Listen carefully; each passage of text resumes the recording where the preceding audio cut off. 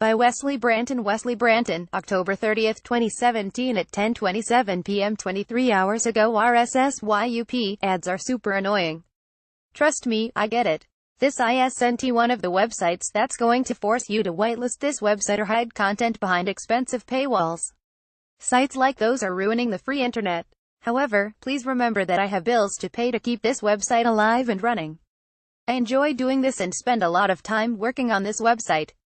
The easiest thing you can do to show your support is to whitelist racingclothesline.com in your ad blocker settings.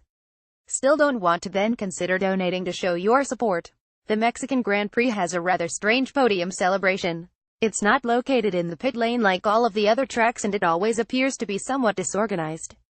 However, this year's podium celebration in Mexico has proven to be perhaps the worst podium ceremony of the past decade, if not longer. Copyright Pirelli. See Spa. For those of you who didn't see the celebration, mainly those of you watching the race on NBC and being force-fed NASCAR during the ceremony, it was an odd one. Confetti littered the podium and champagne was being sprayed by the drivers on the podium, but there was the absence of the Los Toreadores song that is usually played on the podium.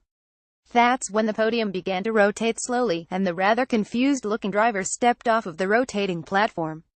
The platform revealed DJ Hardwell, who had been booked to play some of his music. However, neither the drivers or many of the fans seemed to be impressed by the celebration. As much as I like to see the sport try things different to improve the show and get some new fans, I think it could be safe to label the Mexican Grand Prix podium the worst F1 podium celebration ever. And it's just one of the failed things that have been tried recently to improve the theatrics of the sport. First, there were the driver introductions in the United States performed by iconic ring announcer Michael Buffer, which received mixed reviews from fans. It was cool at first, but was drawn out a little too long and it was painful to watch at times. It too was also a little disorganized, appearing to confuse interviewer Will Buxton. And it was pretty much a copy of what happens at the start of the Indianapolis 500. And then, that same race, there was that pointless CGI bald eagle that was spotted during the race broadcast.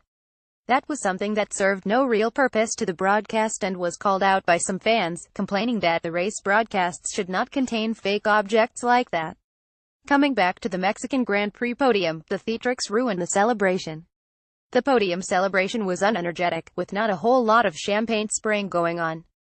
There are certain things in Formula One that aren't broken and don't need to be fixed.